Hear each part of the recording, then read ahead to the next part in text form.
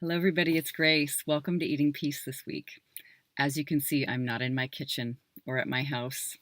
I'm in my car on a very rainy afternoon as I travel in Canada, helping staff a retreat this coming 3 days. But I wanted to make this video for you all before I go off into retreat, looking deeply at the thoughts and beliefs and feelings that we have that cause stress and pain. And I was thinking about talking and speaking to one of the most difficult and tricky things that there's great debate over when it comes to food and eating, and that is the food plan, the diet, the need for some kind of structure or control or guidance or scaffolding that shows us the way to eat, that shows us how we feel most comfortable eating, that can hold us in eating. And that some people actually feel more stressed out when they are told what to do, and there's a list of the good foods and bad foods and recipes and what you can't use and this kind of thing. And some people feel a little calmer and more relaxed when they have a list of here's what to eat, here's what not to eat, this is how to do it. There is a balance. So if you've been one of the people that have had massive debates and swung back and forth and had a really difficult time knowing what's right for you, one thing that can be immensely helpful to remember right here in this moment is that life changes. Life produces different things that happen at different times. You become more aware, or some body and physical things appear that get added to the awareness and the programming, the experience of having a body and eating. And so things just simply change. It may feel beautiful to have something that holds you in some structure and support. And maybe that only lasts for a while. Maybe it's not right in the long run for you overall. Maybe it's not your ultimate goal.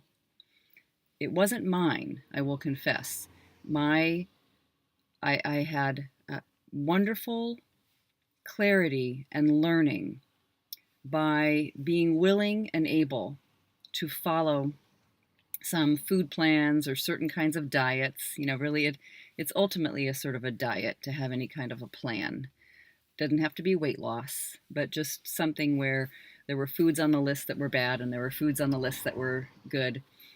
You don't even necessarily have to use those words, but that language. But there have been times in my life when it really supported me to just relax, calm down, not have to think about it, not be into a debate about it, not worry, obsess, have concern. Just tell me what to do. Just tell me what to eat. I will follow it. I will follow the simple directions and I will do that. And that can be very helpful when you feel really out of control with food. I mean, if you have one day when you're completely out of control, and then the next day you just follow some guidelines that you don't have to debate about, that can be a surrender that feels wonderful. Now, we also know there are some underlying beliefs if you believe endlessly that someone needs to tell you what to eat. There are some beliefs in some of us that will feel quite rebellious about that. I am the one who cannot be trusted. Someone has to tell me what to eat. A diet plan, a program, counting things, weighing things, measuring things. And maybe what you have found when I've done that in my life and it's offered me safety and support and structure, it is because it was true. I felt like I could not be trusted to not harm myself. But ultimately, that is not the case. I can be trusted. What I really, really deeply wanted was a sense of ultimate abiding trust towards life, towards my environment, towards not knowing what I was going to eat the next time I needed to eat, towards being with hunger and fullness and attending to it, trusting it, being responsible to it. That ultimately what I wanted was to be in this world without knowing, having, a set kind of controlled structure. It was very important to me to understand why I went off balance in the first place with food and eating. And I felt deeply like there was a huge emotional component and trauma, and for very, very good reasons, I was going off balance with food, an attempt, a deep seeking to regain balance. And then sometimes it would just, of course, create a cycle that was even worse and wild and chaotic. But ultimately, for me, it felt very vital and very important to enter a place of trust and unknown, and that the ultimate surrender was to follow. Maybe, I might learn something new about a certain element of food or eating. For example, at one point I realized just less meat in this world, less meat in my life, less, almost none. And that is a different thing. And it just arose. It just came at some point. And it became part of my life, even though I had other people and friends and family members who really were huge on, you need lots of protein in the form of meat of all kinds, and that's very important, and it calms you down and keeps you steady and keeps lots of energy. So we all know about all the debates, but it just felt right in my body and for me. I also felt safer and more comfortable being able to eat a little bit of something when I felt hungry, like to tap into just not filling up so much as I used to as a binge eater, to relax and not fill up so much and know that if I got hungry, I could eat again. No big deal. Didn't have to wait till a certain hour, 6 o'clock at night, noon, 8 a.m. in the morning, the set times, that it was actually completely okay. It was a total freedom, that life was just like the animals out in nature, getting a sense of what's needed to fuel the body and kind of relax and getting more subtle with it, more in tune somehow with something that was giving me a message about, how to move, how to be with it, how to be with hunger and fullness, and not eat at it for emotional reasons, but always stay in touch with the level of hunger and fullness within. And that began to be quite exciting. And even that no foods were evil or wrong or off limits. I could try them and see how they worked for me. And I didn't have to be so frightened or think the minute one bite of something, it's like the idea of one bite of sugar just leads to some wild, intense, breaking out of jail forever. Somewhere along the lines, 20 years ago, I found that is not true. It just wasn't true for me anymore. It was more true for me in the past when I really had a strong belief that I couldn't live without it. And so that would prove to be true, and it would operate as sort of a deep, incredible craving, wild craving. So there is a place, for sampling and experiencing and doing what seems to be right for you. Maybe, if you just going without something for a while, that can work. Trying something. I do notice that some things like smoking and, I don't know, drugs, drinking, people can quit altogether, 100%. And we all know that with food and eating, you need to eat. It's actually required in this world to eat. And I just find personally that there is an incredible joy that I get the pleasure of eating. It's just like taking a bite of something so incredibly delicious, and that it comes to an end. So if I don't have anxiety, or that I'm doing something wrong or evil or eating a bad food or eating something that's going to set me off into a wild frenzy of eating, if I don't have that approach to some kind of food that sometimes people think is that sort of eating, I'm just in such incredible pleasure. It doesn't mean, though, that it's not right for you to have some kind of structure if you have felt immensely out of control. That would be gentle and kind to yourself to just do that for a little while. You can also remember that if you only do not binge or overeat for 24 hours, it's all it takes, and it'll be less. It'll be less than that. If you don't do that for 24 hours, you will be steady and relaxed and calm down, and you can start over and just not take it so seriously that whatever happened, in the overeating episode. But so it's ultimately it's going to be up to you. There's somebody right now, we're doing just only a 6-session eating piece 101, I call it. It's always a little bit different based on who's in it, and we are inquiring and taking a look. And somebody who is enrolled in that program, looking at inquiry and emotional eating and our attitude towards food and bodies and the people we grew up with and all of our conditioning. It's really like this inner life and approach and relationship with food and eating. But she decided she needed some structure. So she joined Weight Watchers, and she's been a part of Weight Watchers in the past. Why not?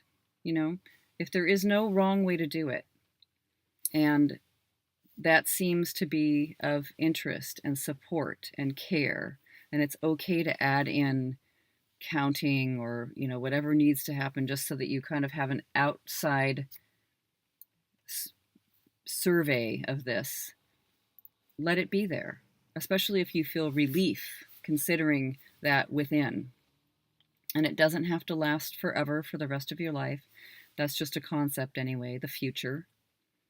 And you can just notice a sense of gentleness. It's just like allowing ourselves to enjoy the pleasure of life and whatever works for us to relax.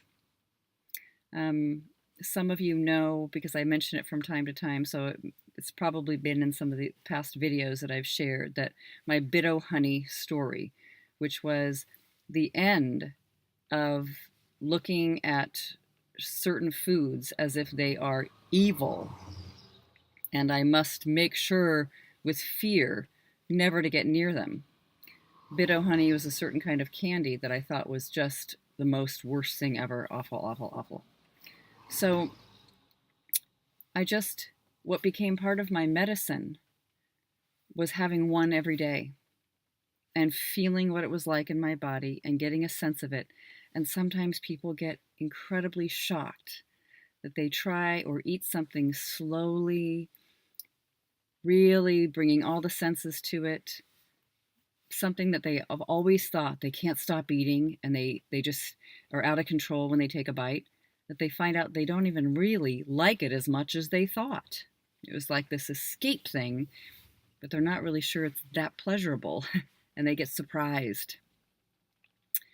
I found that to be the case over time with that Bit-O-Honey. It was like this massive relief to have that as part of my daily plan, if you want to have a plan. Isn't that funny? That it was going to include that. And then it sort of began to fade away as important. It just wasn't a big deal anymore. And I could feel what it was like in my body and in my stomach and get a sense of it. And, it's just didn't become as intense, this horror of those foods out there that are manufactured that will just set you off and hurt you and ruin you for life. It wasn't like that. Although I notice I never ever eat that kind of food that's in a package that's made in that particular way, almost ever. So it's just turns out not to be an issue anymore. So you just get to see and feel the balance of what's right. You'll know what's right for today. Having a structure or a plan. I often ask everybody who comes into an eating piece immersion what their plan is. And it can be very open. It can be just, I stay in touch with my hunger and eating.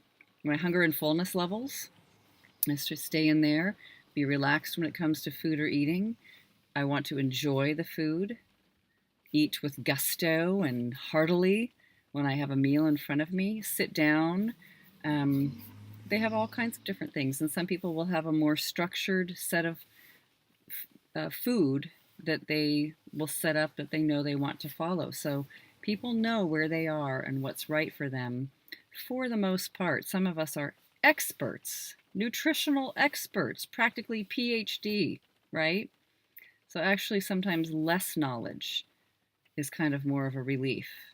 Relaxing is the most important thing of all.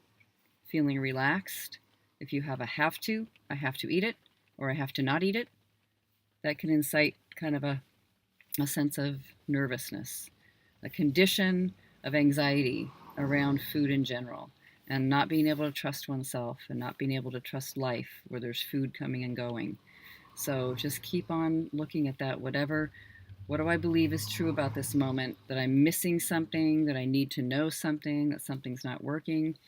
And there can be wonderful things to learn about nutrition and science, but then over here, not necessarily to become an expert, in the field, you know?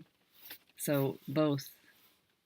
So I hope that helps. Of course, there's no answer. One thing we notice here is there's no set answer. There's no one right way, one particular path, one food plan, one form of eating that is going to be the answer for you and your whole life, or is it going to be the whole answer for all human beings? Even just growing up in different countries, you have different foods available to humanity eating that we're eating in these different countries. So it's just a matter of knowing, very deeply within, at a sense, a level of peace, what is right for you and what isn't, and being honest, being very honest about that. All right. If you feel too scared to give something up, maybe test it out. Try to give it up. If you feel too scared about eating something, maybe try to eat it. It's just really interesting. Fear is one of the key things, is looking, do I have fear about this? And relaxing and noticing what you would do to support yourself in your fear and to question the thoughts that create fear. All right. I hope that helps everybody. It's always a big issue, big debate, but I know you can find what actually works for you. And the calmer we are, the calmer we eat. That really seems to be the case.